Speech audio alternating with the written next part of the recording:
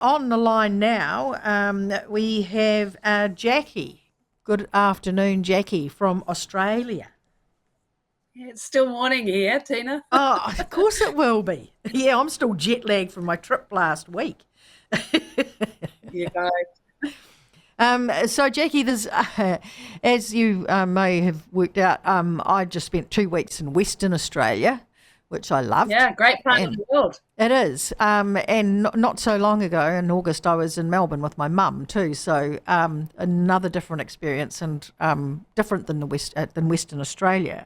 And um, there was a very positive vibe in Western Australia. The people are just generally happy. Um, and I found that quite uplifting and have come back with a very strong message to New Zealand that it needs to start thinking more positively. And Yeah, but yes, true. But West Australians are sloshing around and all the resources boom. exactly. So they're a pretty happy bunch over there compared to some of the other states. They certainly are. And I mean, you're sitting at a place, we were at Dongara and looking out and I could see this thing on the horizon, couldn't quite work out what it was. And then suddenly I thought, that's a bloody, and I used my camera. My partner still can't work out how I managed to do it, but I could get it to work out what it was, 12 miles off, and it was an oil rig. And so, yes, you're right. They are right into drill, baby, drill over there, which is something that we're grappling with here as to how we use some of our resources. And in terms of resources, one of the stories that I picked up on in the last couple of days, which I note that you've been quite interested in too, is the Tomago smelter.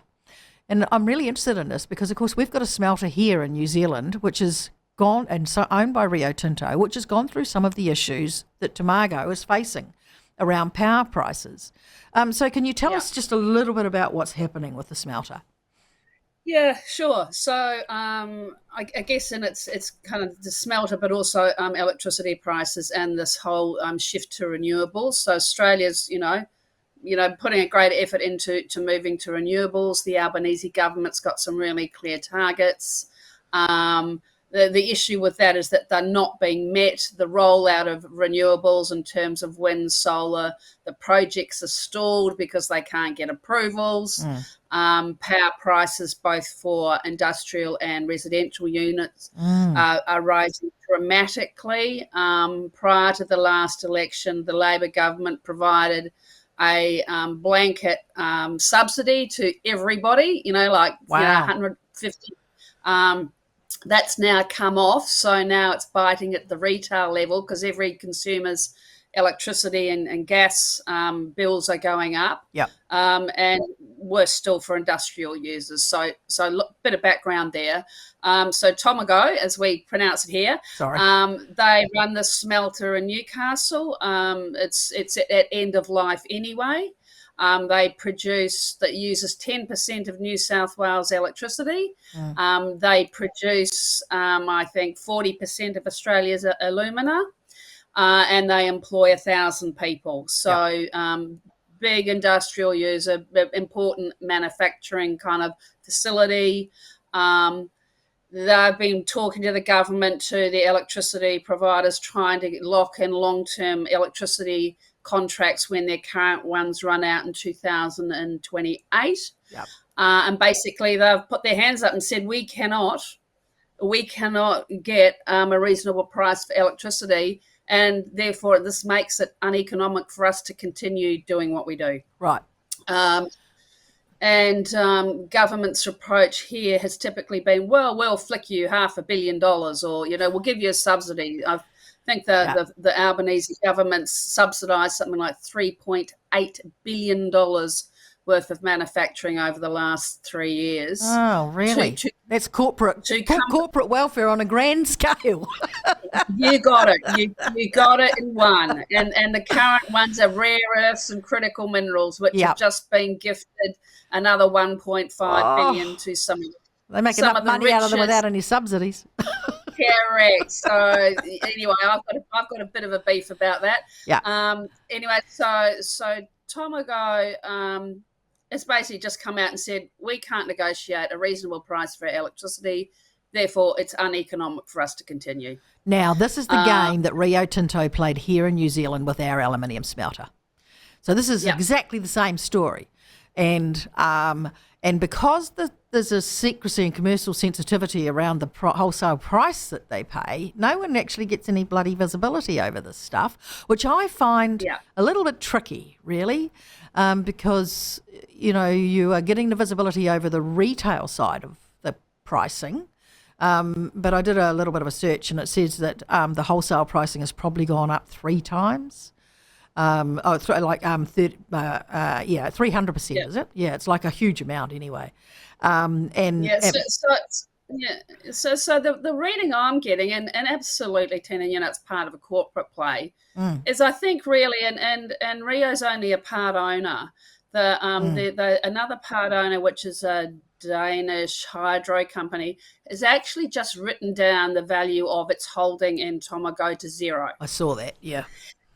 That's not good. So it's not good. Yeah. And look, the plant is at end of life. Quite frankly, I think that, Rio and Tomago are just saying, we're done. This has done its job. We want to reinvest. We need to reinvest our money elsewhere. Yeah. And they're entitled to do that. And I think really are just flagging that that's probably what they're going to do. Yep. And whereas, of course, from a political point of view, you've got 1,000 jobs and the transition to renewables and all the rest of it. But, the reality is that Australians can't keep subsidising old manufacturing facilities, particularly in an environment where electricity prices are going through. So the two ends of this whole thing are now coming to the point where the renewables transition is blown up. It's not happening at the rate that it was meant to, and it's costly. And guess who ends up paying? The taxpayer. And industrial companies cannot afford the increase in electricity. So there you go. Whereas New Zealand, it was only hydro that fueled power from the hydro station that fueled Tiwai.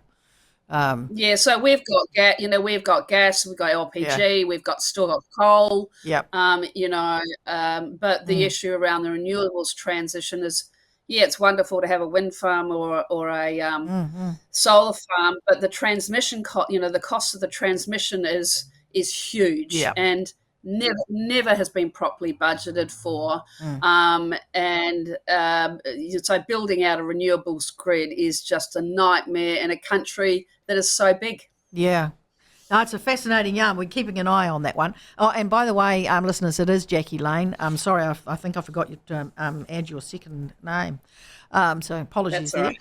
And Jaqui, the other one, which I thought was incredibly funny, is the PM's T-shirt. The Joy Division. I didn't know. Did you know?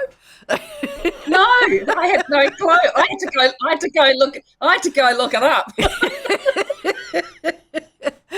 Oh, it's pretty terrible, though. I mean, it basically relates to the rape and pillage of Jewish women in the concentration camps, and it was called the Joy Division by the Nazis. I mean, it's a terrible name.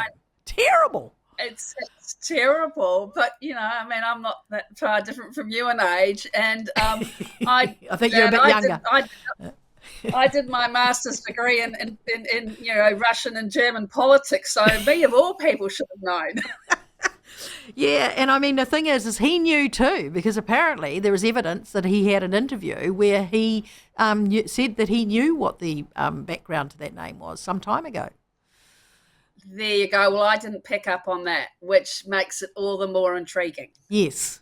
So you got to wonder what signals these politicians are trying to send out. I don't even think we can go there, Tina, to be honest. Oh, by the way, just as an aside, this is the first time the platform has had an all-female team. Everyone is female today, and so we've been celebrating this, and people are very supportive of the fact. And some people thought we don't celebrate that anymore because women are just part of the system, but actually not always. Yeah. We still have our moments, don't we?